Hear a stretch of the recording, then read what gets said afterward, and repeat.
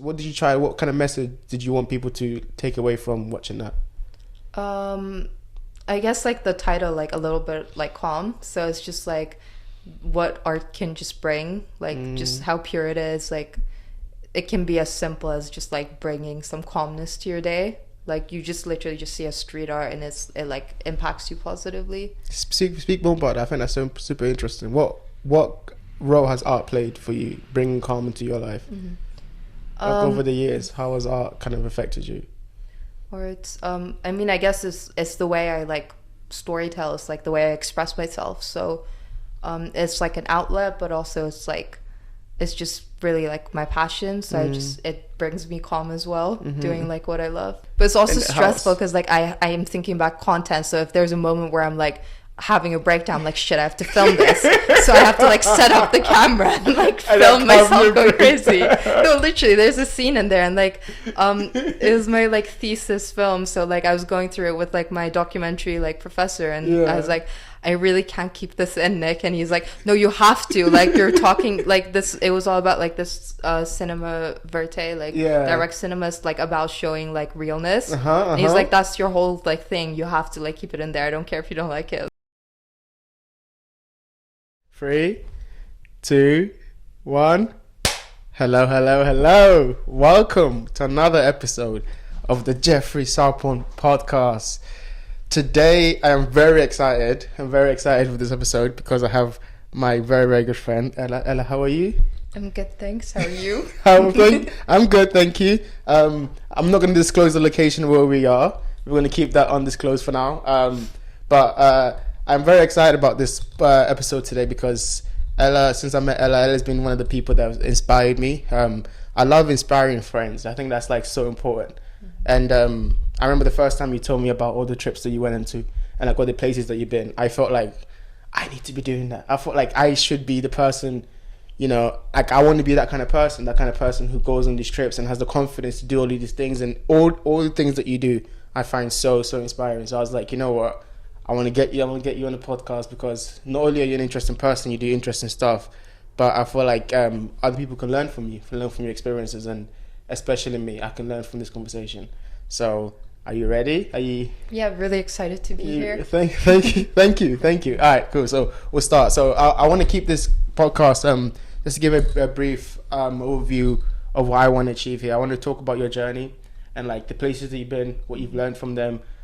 What made you start them, so your inspirations and stuff like that. So I want to begin at what are some of the things that you've to talk about your beginning. So when did you start thinking you wanted to start going on trips? When you started wanting to like travel more, where did that originate from? What was the seed of that idea?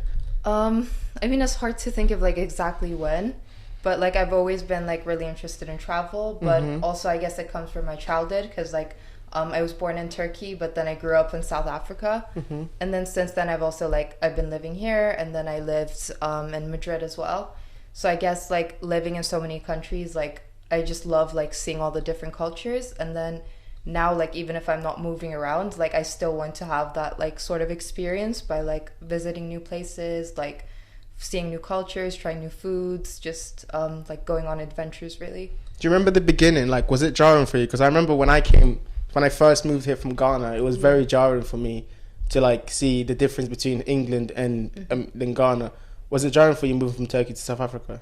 I was like 5 when I moved, and like I didn't actually speak any English at that time, so I was like completely thrown into like it was an American international school, but like somewhere I didn't understand. But like I don't remember that much because I was really little, but I guess it like really like taught me to like not be scared of like moving. Like when I moved to Madrid, that was in 2019, like I wasn't like worried really, like I was more excited than worried. Talk to me about Madrid then. What was that like moving? Did that like experience change the way you view the world in any way?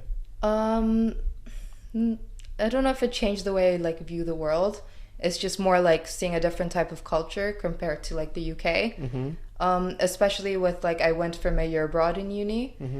So like was studying, it was like completely different, like a different uni experience. Like here it was more like strict, it was more like structured.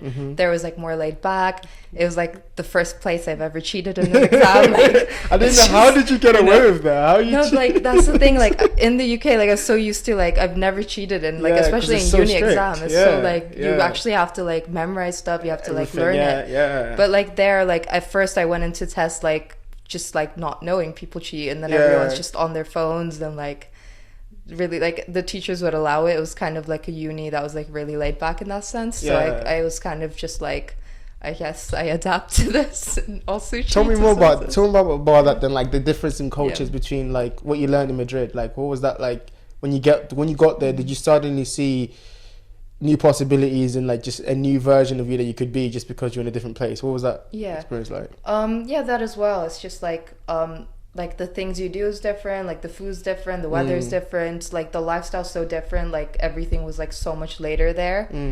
Whereas like here it's much earlier, and it's just language, of course, that's different. Were you not scared of the language barrier? That's like one of the things I wanted to talk about, but fuck, let's bring it to the front. Were you not scared of like the language barrier from like moving to Spain? Did that not scare you at all? Not really, because like I knew basic Spanish, but at the same time, like that most people do speak English as well.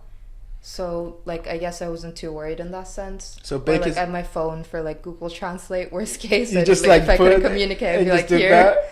How many months were you there for? You were there for a year? I was there for a year. Yeah. Like the academic year. I think it was like September to June or July or something. Oh, like so it's the same even there. It's like the academic year is basically the same. Yeah, it was like very similar. Oh, okay. Did you did your Spanish get any better while you were there? I think it did. Like hola, hola, ¿cómo estás? Bien, muy bien. That's it. That's all I know. So there's no more Spanish from there. But you think it did? I think so. Like I think I understand like almost most Spanish. Like I'll understand it. It's just more the speaking that's kind of like a barrier for me. But I guess that's more like a confidence in the language thing. Like I'm sure if I'm like desperate, I would, like in desperate situations I can speak it. But like if it's casual, like I'll probably just like hold myself back from speaking it. Just doing like I understand like you don't know what you're talking about.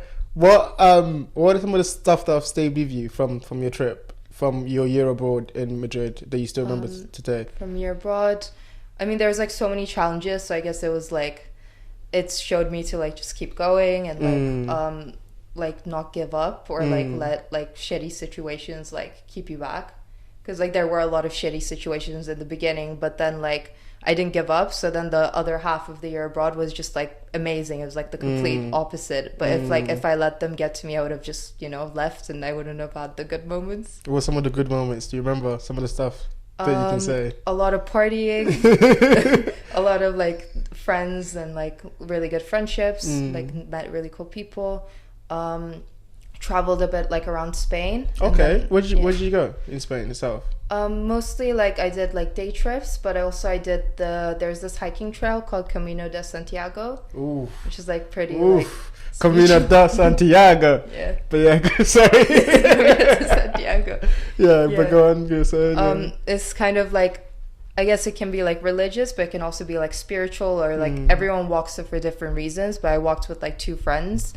So you kind of like, there's many routes for this like trail. So we did like the Portugal like coastal route, but we didn't have time for the whole thing because like the whole routes can take like a month or two. Oh shit. So how long did you walk for? We did like 100 kilometers in like 4 days, I think, or 3 days, 4 days. So you walk, you'd obviously sleep at night, but you walk for 4 days. Yeah, like you walk like, that's all you do all day. So it's quite like therapeutic, because you just wake up, you walk, and it's like beautiful sights on the way too. So it's just like, it's like a good break from like life. Yeah, I can imagine. Oh my god, I want to do that. That's so cool. Do they still do it? Yeah, it's still a thing. I actually want to go back and make a doc there, but we should do that. Now we have a reason to. I need like support on it. Okay, now you said it on camera. We have to do it. We have to do it. All right. Okay, so from that experience, I know that you've built more than just your trips. You've actually made it like a thing. What are some of the places that you've been? I know that I know you recently went to Marrakesh. You've been to Budapest. You went to Milan. I know there's so many places you've been. Talk to me about some of the places you've been, and like, first of the beginning of that. What made you start thinking, actually I can do this as an idea? I can actually make this happen, for myself. So I think like maybe one of the first ones was Budapest, like last year, where I did it more as like travel blogging, like working with different hotels. And then since then, like I kind of got like obsessed with doing like these long weekend trips. You'll know I'm like always trying to find them. Yes. But yeah, I guess that, and then like the more recent ones, so like Marrakesh and Vienna were quite recent. Like they were really nice too. Like especially Marrakesh, it was like completely different than like other places I've been, which I really liked. So talk me about, okay, so Marrakesh is the most recent one you won. Yeah. What are some of the things that you remember from Marrakesh? There was like some beautiful gardens, just like the whole vibe of Marrakesh was so different, like different buildings, different like culture, different animals even, like you see like different like donkeys and like just out horses, and about, like out and about. Different food, like I found some food that I like in Moroccan food, like chicken pastilla. That was really, really good. See, that's like one of my like the reason why like I'm so big on travel, and I think I have the kind of temperament for it, is that I love new experiences. I always want to do something new. Like the other day I was talking to my friend yesterday actually, and I was like I feel like when I get into this mode of just always seeing the same things every single day, it's not good for me. I need my mind to see new experiences, to do something new, so that I can like reset and then come back and then still continue this day-to-day job. You know, it's like if I get too, you know, stuck in that loop of I'm always doing something that's like not different, my mind just, I'm pretty sure I used to probably a similar exactly the same. Yeah. Is that why you kind of you thought actually I'm gonna it was like a New Year's thing, I'm gonna actually make sure I do it, and then you follow through? Yeah, literally, like I think last year I was like I'm gonna do this, and then I was kind of like I want to do it even monthly at least, and then I tried to like, monthly is insane. I tried to like stick to it. Kind of worked out. And this year I'm trying to do the same. I'm trying to like top last year, which is a bit challenging. How many places did you go? Was it last year? I think it was like 11 or something like that in total. Oh my god. All right, so best place you went and then worst place you went last year. It's hard. I know. Let me think. I guess like Malta was one of the best. It was just like everywhere was just so beautiful. I really liked it. And then worst. It's hard to say worst because like I was really lucky that they were all like really nice places and like good experiences. I guess like Milan maybe. Why Milan? It was just a bit like underwhelming, if that makes sense. Like for example, Rome. I also went to Rome because one of my best friends is from there. Like Rome is like incredible, and like Milan is kind of like you had like high expectations for it, and then you got there and it was kind of like it's still nice. It's just if I have to pick. Yeah. I can imagine. Like so, if you were to know my personality, where would you say I should check out from the places that you went? What do you think I would enjoy? Maybe even Copenhagen. Think so? Quite interesting. Yeah. I think you'd like them all, but like Copenhagen was quite chill. There's like it's pretty. It's like a pretty place to see. But also they have like this interesting like neighborhood, which is like really artsy. There's like music festivals there. I know you like music. I do like music. Dancing. Do you like dancing? If they happen to have a festival at that time. I feel like every place I go, if there's dancing there, I'll have a good time. I feel like that's the thing. But like you mentioned that place, that community, what you're talking about. I know I saw it on your travel blog, which by the way, it's going to be in the description, guys. Check out ELA'S travel blog. It's like the only travel blog I read. Is the only travel blog that I'll actually listen to, because I know the person, I know that the place that she goes, that she's going to pick the best places. But yeah, so the place that you talked about, what's the name of the place? Freetown Christiania, like Christian Haven. Yeah, something like that. Yeah. What was that like, going into a place where it's just art like everywhere? Yeah, it's like really artsy. It's like some people do live there. Like when you Google the place, it does try and scare you from going there. It'll be like, oh, it's dangerous. Really? It's like sketchy. And like, yes, there was a road that was sketchy, but besides that, like it was really cool to see, and it was kind of touristy, to be honest, as well. But like there's street art everywhere. There's like statues. There's a bunch of like charity shops, so it's like kind of like a hippie vibe. It's kind of like there was like a stall like books. It was like a book costs a smile, so like it's free. You just get like what you like. Unless you don't smile, you're like, I'm not gonna smile. Like, you can't get it then.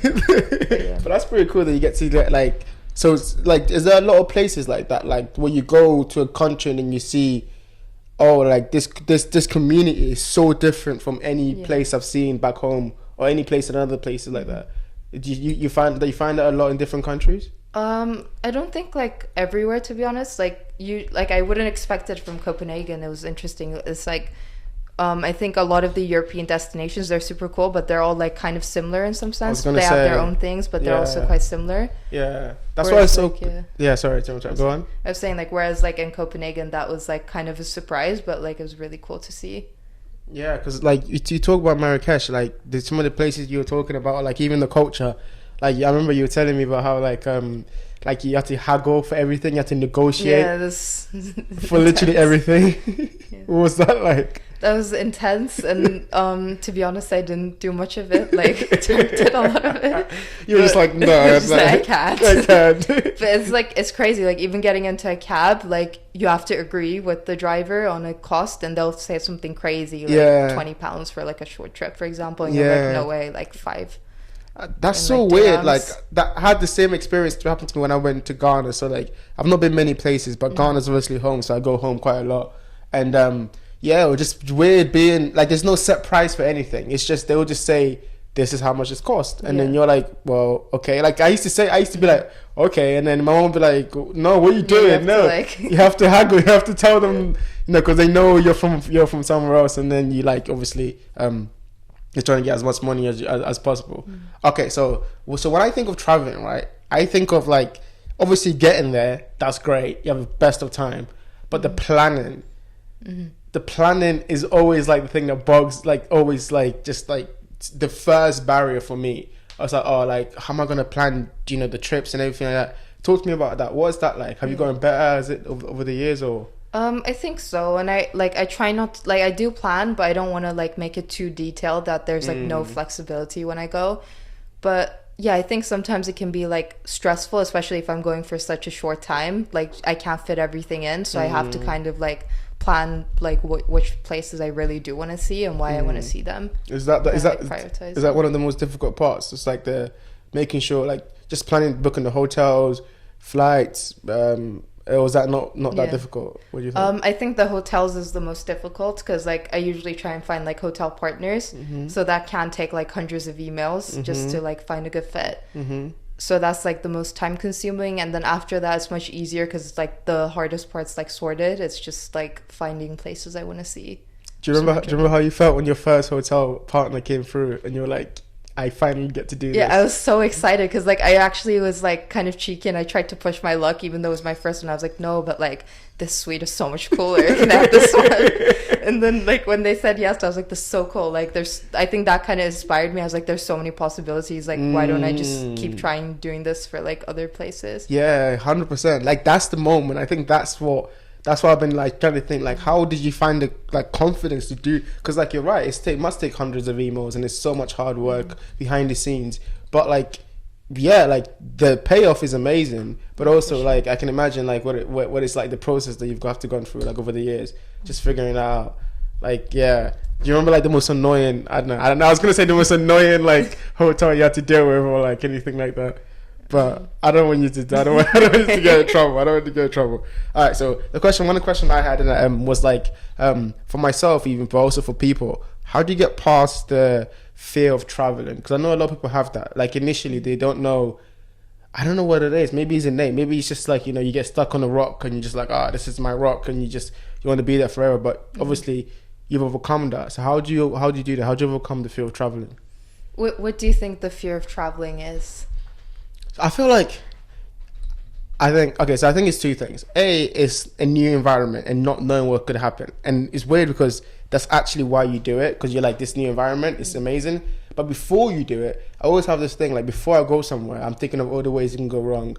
It's like, I'm going to go to this place, I'm going to get lost. I'm going to go to this place and I can't speak the language. I have no ability to do anything, It's like, that's for me the first thing. It's like, I might get lost, I don't speak the language, and it's like a culture which I might not understand, but you're saying it's not that big of a deal?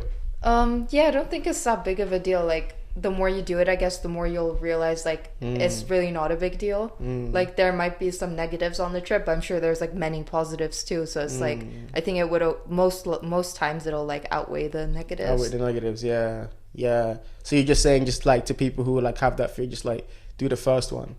Yeah, I think so. Do the first one and see how you feel. You Yeah, can like just overcome go it. see like if you like it, and then like the next trip will probably be much easier. And what about like the language barrier? Like, how do you think people overcome that? Google Translate. Google Translate, like You can't Google Translate everywhere. Though. You're just gonna walk around with your phone in your hand. It's I fine. mean, like humans can communicate, like I don't know, through like actions. Yeah, just, you know, just like you'll surrounds. there's always a way to like figure it out. Yeah. Okay. And so, like, do you feel like you've got to a point now where you are so comfortable with places, like you don't even fear anymore? You just go, boom, I want to go, and then you just make it happen. I think so, yeah. What are some of the places you're most excited to go to in the future? There's a lot. Like I'd really want to like travel South America, but that's kind of like a More than a long-term weekend. plan because I can't really like go there for like a weekend. But yeah, I'm mostly like trying to check off like Europe that I haven't like seen so far. Which places in Europe have you not been so far? I feel like you've been everywhere. Like. Poland, Romania, Serbia. So like the Eastern Europe. Yeah, I mean, I'm sure cold. there's Switzerland. Yeah. I'm going to like Switzerland in June. Oh which I'm excited shit! about. Where are you going? Where in Switzerland? Geneva. Nice. That's super exciting. Yeah, it seems really nice. Would you? I mean, obviously, would you want to do Africa?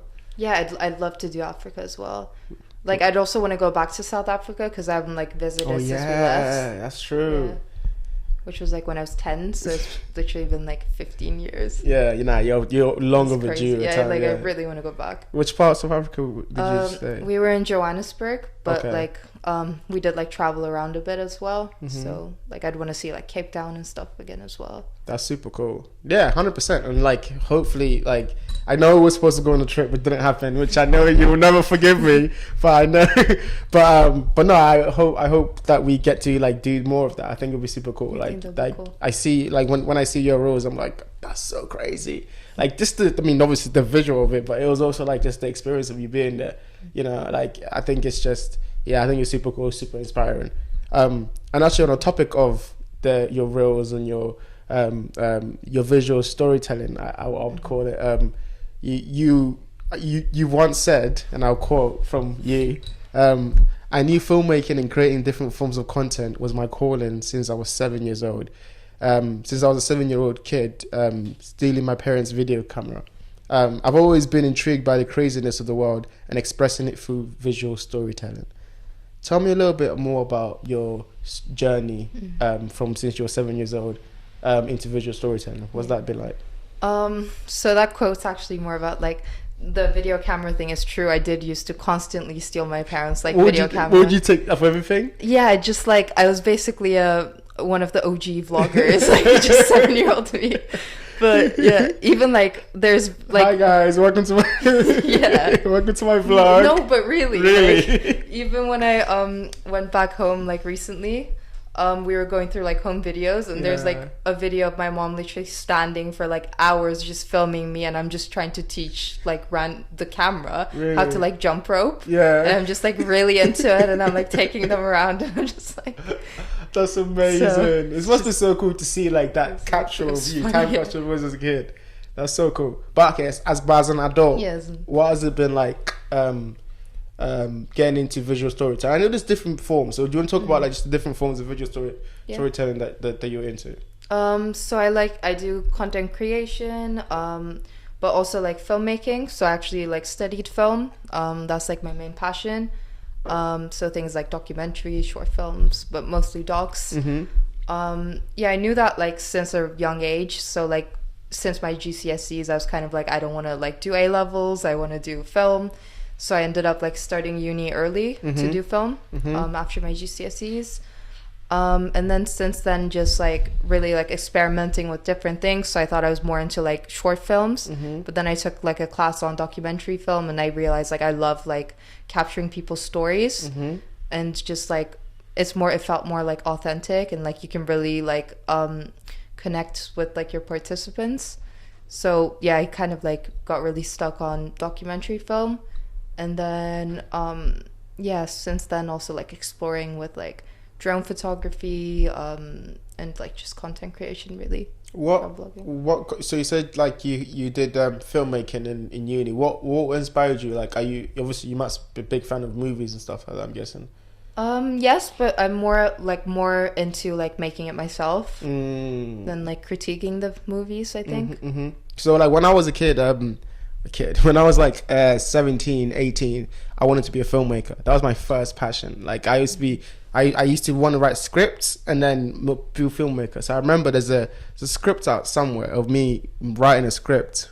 It's a bad script. What's it about? It was like a group of friends went to dinner and like the whole short movie took place around dinner. So they're finding out about this person likes this person and this person hates this person, and then there's flashbacks about like their family life. It was just like this whole plot, which is badly written, obviously. But like I tried. Like I wanted to be, but I never did it at uni. And that's my one thing that I was like, I chose the more safe route of doing business at uni, and then I was like, no, I never want to go back to that. And so like when I got a bit older, that's when I had to like come back into like writing and stuff like that. But like I've always been fascinated by filmmaking, but I don't know, maybe it's because I'm fascinated by like being maybe in front of the camera, or like maybe the person who writes the stuff, less about the visual, like taking the videos of it. But you're saying that if you were from a kid, you just wanted to be the person. Yeah, it was like with me, I was into like all of it. Like I liked being in front of the camera, I liked being behind it. I like wanted to learn editing myself, like filming, lighting, sound, like oh wow. I just kind of wanted to like learn it all. Yeah. But now like I'm more into like directing and editing, I say. Less so the technical stuff as well, like you said. But so what drew you to document? You said about like capturing real people. What else drew you to like documentary and docs? I guess like the first doc I made, I just kind of like fell in love with the whole process. Do you remember the first doc you made? Yeah, it's the one you're gonna talk about. Okay. That's amazing for a start. By the way, that's amazing for a start. But yeah, go on. Sorry. Yeah, just like that whole process. Like I just really enjoyed the whole thing. It was so tiring because like I did it all by myself. So I'd like filmed, sound, interviewed like all by myself, and I had like these massive like cameras from uni, like film cameras. So like by the end of the shoot, like my arms would be physically shaking because you had to like hold it up the whole time, holding it up. But like it was just like all really worth it. And then the editing as well, just like getting the story out, the themes out. Like I just really enjoyed it. I mean, like you mentioned that documentary is called A Little Bit of Calm. It's my favorite documentary, I would say. Like I feel like I was watching it the other day and I messaged you about it, and when I was it made me feel something. Just like maybe it's an artist, maybe I'm just romantic, but the idea of like capturing people, normal people, not celebrities, not like with makeup or props, you know, for a movie, just like a random person in their normal life, and capturing that. But you capture that and you edit in a way which it's a seamless story. This is why you know I'm this is why you know I'm learning. It's a seamless story. It's like this. It's all kind of like I don't know. It's all. It makes you feel something, because even though the characters, the people in the thing are saying talking about their lives, and they've got like amazing quotes. Like, you know, I wrote some of them down. It's like the homeless guy. Let's talk about the homeless guy. Like there's a quote. He goes, as people go wandering by, I make up a story. Do you know why? And then he has like, he talks in riddles. He talks in like rhyme. And it's like, what? Tell me about that. Tell me about that aspect of it. Like meeting that person, meeting a homeless guy. He was so interesting. Like I really loved like getting to know him. It's actually like a long story with him. So like I met him during my foundation year in London, and I just saw him on the street like writing up like all the like things, the positive quotes on the floor, and I was like, this is really interesting. And like I didn't even know I liked Doc, but I knew I wanted to stay in contact with him in case I ever want to film him. So I was like, hi, I'm a film student, can I have your number in case I want to make a like film about you? And he was like, yeah, sure. And then I think at that time he was like squatting and like changing phones and stuff, but every time he changed phone numbers, he'd message me and be like, hi, it's him, like this is my number. So then like literally like I think a year or 2 years after, I messaged him. I was like, hi, I want to make a film about you. That's when I was like taking the doc one. And then like I knew he was like so interesting, so I wanted a doc about him, but then I wanted the subject to be more wide, like about street art, so there's the other people too. But like with him is really interesting because like the day one to like the last day of filming with him, like it was so different. Like the first day he just gave me like really basic like answers, just like kind of like a Q&A, like nothing deep, like nothing personal. And then by the last day I had to kind of be like, you know, the camera's on, I'm still filming you, like are you comfortable with this? And he's like, it's okay. Like just so personal, so deep that I had to like make sure he was fine with me like filming it. But like it's kind of like gaining his trust, which I really enjoyed. I mean, there was a point where he was doing Tai Chi. Like, he was doing, like, I think he got to that point, he was very comfortable. He was doing Tai Chi and letting you record it. And just, like, it's weird. The poetic aspect of how he speaks and, like, how his mentality is makes you really think, like, I think, I was going to ask, what was your reason for doing that? I know you talked about you want to show, you want to do a documentary on him, but what was the reason of doing that you know, including the street life and the street art, I guess? I guess just seeing like the impacts like street art has, not just on like culture and people, but also on like the artists themselves. So it like kind of shows like the like hardships they deal with and like their challenges. So I kind of just wanted to like really like organically explore that. And like a lot of it, like, so a lot of those contestants I literally just found like walking on the streets and like approaching them. So they weren't like like written questions or anything. It was kind of like, but like all of them kind of tied into like that's each what's other's so crazy themes. that was so interesting to see. Like, I mean, like that's what I meant. Like there was a tie-in. It's like a natural tie-in about just people, and like even though this wasn't like a professional thing they did, it was just something they chose to do. It's like an expression. It was the purest form of expression. You know, it was weird. I felt oddly like I could relate to them. Even the homeless person, like I felt like, you know, like just thinking about like, you know, society, and it's like he doesn't care about playing a game of getting a job, and he just cares about what he cares about, you know. Did you feel like when you were talking to these people you could I mean, that's probably why you chose them, but did you feel you could relate to them? I think so, to like an extent. Like just they're really just all they want to do is their passion, which I think is really inspiring. 100%. And like what was the process like? So you talk about like obviously like putting the cameras and it was heavy, but what was the process like? What was your thinking going into it, and how did you take it step by step?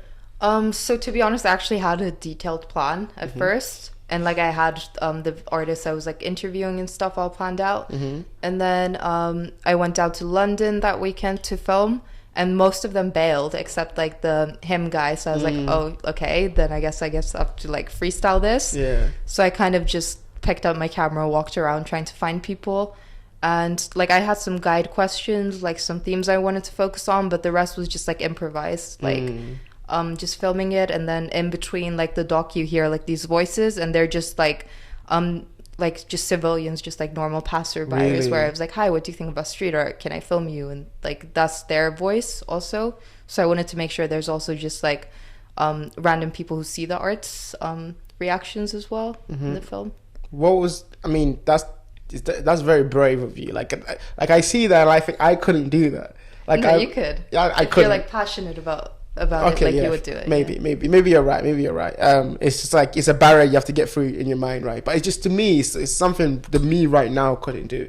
Like go up to a random stranger and be like, do you want to talk about this? I think if you're in the zone though, because right now if you ask me to, I wouldn't. But then if I'm in the zone with the camera and I have this goal, like I will. Like I'll do whatever to get that goal. Because so you're like doing it for the art almost. You're like exactly. You take yourself out of it. You go like, it doesn't really matter how I feel. This is like, this thing is good for this. Yeah, that's super cool. I wanted to also like, I know artists don't usually say what they try to like convey.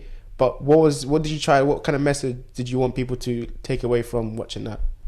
I guess like the title, like a little bit like calm. So it's just like what art can just bring, like just how pure it is. Like it can be as simple as just like bringing some calmness to your day. Like you just literally just see a street art and it like impacts you positively. Speak more about that. I think that's so super interesting. What role has art played for you, bringing calm into your life? Like over the years, how has art kind of affected you? Or it's I mean, I guess it's the way I like storytell. It's like the way I express myself. So it's like an outlet, but also it's just really like my passion. So it brings me calm as well, doing like what I love. 100%. Like I relate to that on such a deep level. Like I feel like it's weird too because I think you grow up and you know, I never thought I was going to be anything to do with art. Like I wanted to be a footballer when I was a kid, you know, and then I grow up and now I'm writing poetry because it gets to a point where I feel like you start to see the benefits. You know, I start to see the benefits of art in my life, just in the people I meet, but also just like the person I am. You know, I start to feel more at home, you know, and it's like, it's this one thing, it's the one thing that I have to kind of almost force myself to do, in a sense of like, there's so much going on that I just want to have to sit down and focus my mind on doing this. But once I do it, I have this like deep, like, like relief, you know, I have a relief from that, you know, and I think it's so cool. And I'm so glad you made this. It's like this doc. I know you've got other documentaries, and I really like this one. It's crazy. It's your first one. It's the first one. Your first one. God damn. And I know you've got some other ones. What was your favorite apart from this one? What's favorite other content you made in that kind of field? In documentary, I think this is like literally my favorite. Like I don't know if it's because it's my first, but also the topic is just, I really love this one. Another one I did, which I don't personally like that much, but I think it was good because it got me the independent like project award thing at my uni. Award winning. Award winning. The first doc got more awards too. The first doc got many awards. It's all it's all in the thing description. You see, that's crazy. That's crazy. That it's a little flex there. You should flex that more. Award winning. Award. You should learn to flex. It's like award winning documentary maker. Just like walking around. But sorry, you're saying. But yeah, this another one I made, like it was my like final year of uni film. It was also a doc. The idea like changed a lot, but also it had to change because like COVID started and like lockdown and like everywhere was shutting down. It was crazy actually, like where you couldn't like fly anywhere. Yeah, you couldn't do anything. Yeah. It was like my journey like going back home. So it was like really personal. So it's like all about me, like through lockdown. And then there was also this like law you had to like isolate for 2 weeks if you flew. I remember. Yeah, COVID. Crazy. Yeah, quarantine. It's insane. So I was like trapped in my room for 2 weeks. So it's kind of like documenting my process as well as like the whole world. So I got like I reached out to like a lot of people around the world, like friends, family, but also just like random strangers, and like got their experiences as well in the film, which was like interesting. Some healthcare workers, and that kind of stuff. That's super interesting. What's this documentary called? Seriously 2020. Seriously it's 20. nowhere online. That's what I was gonna say. I've not seen it. Like just because it's like really focused on me as well. I'm just like, I don't like putting it online. That's a good thing. I don't like it. Nah, it's fine. It's part of the expression. I have like crazy moments in there because, you know, lockdown made all of us crazy. Exactly. So it's understandable. It's like it's a part of the history of ELA'S. It's fine, you know. You're not gonna release it, no? I can send it to you maybe. Okay, cool. Yeah, I'll see it and I'll let you guys know how. But yeah, that sounds super interesting, especially in that period of time. That's real. You know, I think it was like literally unfolding as I was filming. Yeah. So it's kind of like stressful in that sense, whereas like for dealing with like all this shit happening at the same time, like focusing on like making the film good. So it's kind of like, I guess I was kind of ignoring what was happening to focus on the film. But that's really good though. No, that's super good because most people were just sitting there. But it's also stressful because like I am thinking about content. So if there's a moment where I'm like having a breakdown, I'm like, shit, I have to film this. So I have to like set up the camera and like film myself going crazy. No, literally, there's a scene in there and like it was my like thesis film. So like I was going through it with like my documentary like professor, and I was like, I really can't keep this in, Nick. And he's like, no, you have to. Like, you're talking like this. It was all about like this cinema verte, like direct cinema is like about showing like realness. And he's like, that's your whole like thing. You have to like keep it in there. I don't care if you don't like it. Yes, exactly. He's right. The guy's like, right. Yeah, 100%. Like, he's like, you can't just film the good moments. Like, yes, exactly. You can't just film the good moments. Embarrassing shit too. Exactly, and that makes it more real. Makes you more human. It makes you more relatable. Because there's other people out there that's going to go through that and then going to be like, actually, I'm not the only one. That's super cool. Exactly. Yeah, I think you should release that. That might be another award-winning cinema tech. We'll see. All right. When you win awards from doing this, I'll take credit for getting it released. It got some awards, but it's still not public. It's still not public. Like, I just sent it to some festivals. Yeah. But I mean, maybe it's like a personal thing. You want to keep it for yourself. There's if nothing needs to be out there in public. Yeah, that's what I'm thinking. Yeah. But what's next for you in this field? What's some other ideas? What's some of the things that you're thinking about? Inspirations that you're thinking about having? Maybe you don't want to spoil it by saying it, but like, What's what are you thinking about? To be fair, like I've kind of neglected documentary film lately. Like I do want to get back into it like properly. But like there is an idea around like the Camino de Santiago, which I've wanted to film like for years now. So now I'm thinking I can actually maybe do it this summer or next summer. I am there. Like, but yeah, you have. I need a crew. So I am there. Like honestly, like I'm genuinely serious. If you need me, just let me know in advance. Obviously, don't tell me like the day before. But like, Jeff, we're going next week. You're going next week. It's like this is part of it. Your videoing me. Like, what's your reaction? That's part of the cinema. Yeah. And then it's you like spiritually healing from the last minutes, like me stress. like hating the trip and then loving the trip and then hating the trip and then I think that a little bit of calm, it's amazing. I think like everyone should watch it just to give them a little glimpse of like what your ability and the talent and just your creativity. And I think you have a lot of that in there. Like it's just like, and I think docs are like, I never really understood docs until really when I got to, because I think most documentaries aren't with an artistic tint. You have an artistic way of viewing it. And I think I'm so fascinated by like the ideas that you will come up with. So any way I can help, I'm 100% there. Oh, thank you. Of course. I always need the help. Like exactly. I think we all do. Yeah, And okay, so to move on to the next topic, I feel like not just you able to create the content. Like this is like why you're a triple threat. Not just you to create the content, but you also understand the way of distribution. Right? You also understand social media. Talk to me, because to me, right, and I've had many videos on this channel talking about the bad effects of social media. Talk to me about the benefits of social media. How has it helped you in your art, but also just in general? Inspiration, but also like it's so important to like market yourself as well as like your crafts, which I'm always saying for your podcasts. So I need to get you into social media. That's true. But yeah, it's so important like nowadays, like for businesses, for like everyone really, like also building like personal brands, which like I've done from like a young age. And just seeing like how many opportunities that opens up, like the travel blogging, that's like as a result of that. There's just like a lot you can do. And then like for example, for the lockdown film, I use social media to find like all those world's videos. Like there's many countries like I could never get anything from. It's just reaching out, like joining all those communities so I could like talk to people there. Talk to me about personal branding then. How do you go about, like, you know, as a new beginner, how do you go about building a personal brand online? I think like consistency, but also like keeping a lookout on like different social trends. I think that really like helps you get out there, like reach a wider audience. Platforms, just like really thinking about all that. What are some of the platforms that you suggest? Like obviously, like I have a aversion to TikTok, as we've talked about many times. But podcasts, like it's great for TikTok. But like, it's so short, no? It's such a short. That's one of the questions I had actually. What advice? Say I hired you and I go, Ella, you have now the full control. Anything you say, I'll do.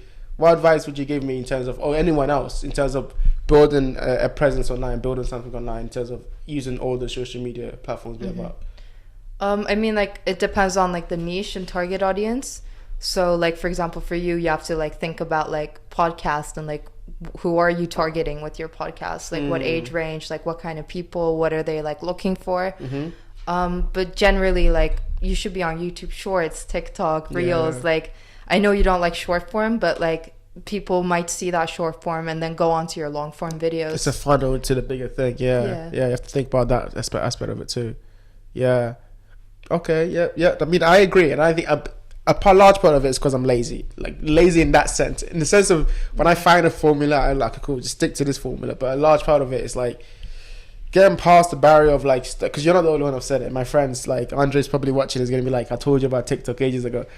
Many people tell me about TikTok, and I'm like, because I see what it does and like consuming it. But I think you find the right balance, right? Like don't let it. Yeah, exactly. Don't consume, produce on it, right? Yeah. Be a producer. Yeah. And it's still the same content. It's just like shorter, and then it gets people hooked, and they're like, oh, I want to hear more about this. I want to see more of this person. Yeah.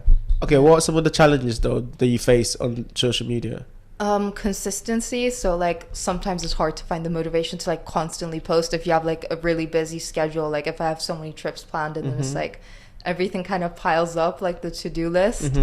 Also social media, I guess, is like kind of like trends. Like it's like I'm contradicting myself. Like you should do trends, but at the same time, sometimes you're like, I don't like these trends. Like, so sometimes it's kind of like doing your own thing, but like knowing it's not gonna reach many people because it's not like the right formula. Yeah, so it's kind of like, I mean, you've been able to build like a really good audience, a massive audience on social media, so you definitely have figured some things out.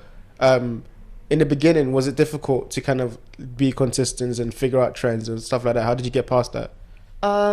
So it's different. So like I actually started on YouTube when I was like 12, 13. YouTube. Yeah. Exactly. But that's the platform I ditched the most because it's like, why? It was just frustrating because anytime I made a video where I was like thinking of the audience and like what's gonna like get me the most views, I would get many views and like my subscribers would grow. But then if it was like, for example, something artsy, like a short film or whatever, like it would barely get views. So I think it frustrated me, like the content I like doesn't do as well as like content I actually don't like. Yeah, that's difficult too, right? It's hard to like balance it, but I guess like now I focus more on Instagram, where it's like easier to like post content I like and it still works. Like travel, I still love travel, and like that works well on Instagram as well. 100%. And like even like, I mean, I would also say like your artistic videos on YouTube are very good, so don't stop doing them because I'm a fan. If you have one fan, you have a fan in me, so please do more of those. Yeah, but no, I can't completely agree. I have the same kind of problem with this channel too. It's like the content that is just gaming the system almost. Like I don't want to game the system. I want to just be as pure as possible, but I also want to grow the channel. So you're having to balance. Yeah. How do you do both almost, you know? But I feel like it's a process, right? Yeah, I think once you set up like a process, like you'll just keep repeating it for all of them. Whether that's like cutting the video into like sections or like little snippets. You already do like clips, so like getting those clips on different platforms as well. Where do you see this journey going of you on social media? How far do you want to take it? What's your aspirations there? I do want to keep growing it, especially like, I mean, like travel blogging, like I love it, but it's not like my biggest passion. But it's also like an avenue. Like if I built a personal brand, it's like when I do make more films, I can market them to a much larger audience than like before. And you also have a very good travel blog page, by the way, so it's like I watch most of your, you know, I'm not even a Instagram person, but whenever I see, like sometimes I'll go on Instagram to see some stuff you post, so it's like you might say it's not a passion for you, but I know you have loads of fans who appreciate that work, you know. I really enjoy it, so yeah, I definitely want to build that more and like see more places as well, and like I just also want to do like more than weekend trips eventually, so that'll be cool. Would you do like vlogs? I know they're not like best suited on Instagram, but like something for like YouTube, stuff like that. Would you? I was thinking of it. Like I did film some last year, but I haven't actually like edited them yet. Hello guys, welcome to my basically. The thing is like Paris and Tunisia that I filmed. You still have them? Yeah, like I haven't edited it, but like I have like all the footage. Why would you edit it? It's just not. It's just the time. Like it's hard to like balance like all of the different like hobbies. I guess. Yeah. No, I relate to that heavy. But yeah, I think it's really cool. It's really cool what you do. Like the different like avenues, like the fact that you understand social media, the fact that you understand visual storytelling, like the fact that you always like you're traveling, all these things. I feel like it's super inspiring. You know, you do seek new adventures and inspire others. Call back. I'm just talking to myself because I'm just talking to the person who's going to be editing this okay. So to close it out, I had a few closing questions. Some of the questions I had was, what advice would you give to your younger self if you were to look back into back to the past, and you were like, maybe you're like scared to begin this journey that you've been on? What advice would you give to yourself back then? I guess to just like go for it and like not overthink it so much, because like things do like fall into place eventually. Yeah. And what does the phrase "seek new adventures and inspire others" mean to you? In what context? In just the context, like, so when you had thought of the idea, right, and you were like, okay, this is what I want to do. I want to seek new adventures and inspire others. What does it mean to you? Has it changed over the years? Like when you first thought of it till now, like how does it How do you relate to that idea now? I guess it's like with traveling mostly, but also like film, like just doing your passion is like kind of like always pushing yourself to do like new things, like new adventures. It's like new things don't have to be scary, they can also be like adventures. So I guess it's more about that. So adventurous, just like, yeah, yes, that's good. New things don't have to be scary, they can also be adventurous. 100% agree with that. I think that it comes in different forms for people too. You know, like for me, it might come in doing jiu-jitsu. You know, it's like, that's a new thing, and it's something that it takes a lot of like, you know, just like mental and physical, but most of mental training of doing that thing in the first place. You know, and it's like, you know, some people might have that in a different area in their life. So it's like asking them and just like trying to get them to like push through that. I think that's life, you know. I think like that's, to me, that's the meaning of life. It's just like seeking difficulties and overcoming them and like trying to do all these things and trying to like evolve that. Speaking of which, just the final question that I want to ask. What would you say, Ella? Put you on the spot. So I can cut this part out if you don't want to answer it. What do you say? What would you say is the meaning of life? I mean, similar to what you said, like honestly, like I guess like being able to like do your passion, like whatever that be, and also like pushing yourself while doing it. So I think it's just like doing your passion no matter what kind of thing. 100%, and I agree. I think like, yeah, doing your passion no matter what. Being new people, you know, I think like that's what I'm trying to like do more of, like expand my level of influence and the people that I can allow into my life. You know, when I was growing up, I was very closed. You know, I very few times I let people into my life and into like be friends, but now I'm open because I'm like, I understand like, oh, actually I meet this person and it's so cool. I meet Ella and she teaches me so much about life and so much about new possibilities, and so I feel like that's really cool. To close it out, I know we've got somewhere to be, and it's getting dark, and thank you so much for your time. Like Ella's one of the most busiest people I know, so like the fact that she gave me this time, I'm so grateful. Do you have any questions for me to close out? Anything that you thought of this during these conversations, or anything that you've worked for previously that you always wanted to ask me? This is your chance to do so. What are some of your next projects, like if you want to speak about them? As in, when you say next projects, do you mean like different things I want to like do in terms of I guess that's the question for me to answer. I don't know. I'm always trying to challenge myself. So there's a balance I'm trying to reach, right? I'm trying to reach the balance of doing new things, but also getting comfortable with the things that I'm doing currently. So being consistent with things I'm doing currently. But I also feel like when it gets to a certain stage, I want to do something different. So definitely growing the channel. Like that's that project in itself for me. This is a long-term, probably a lifelong thing.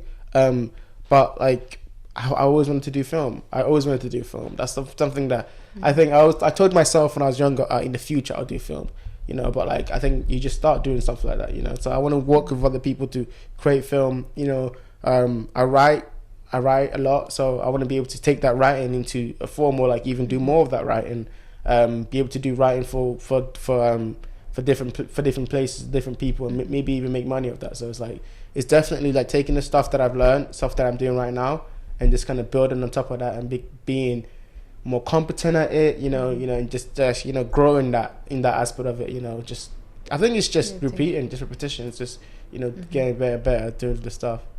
Yeah, that's actually really inspiring. You should go for it. Thank you so much. And like, yeah, 100%, like you inspire me, so we're just gonna go back and forth. You're inspiring, I'm inspiring, but no, 100% you inspire me always with the things that you do. I'm so grateful to have met you. I'm grateful to have known you.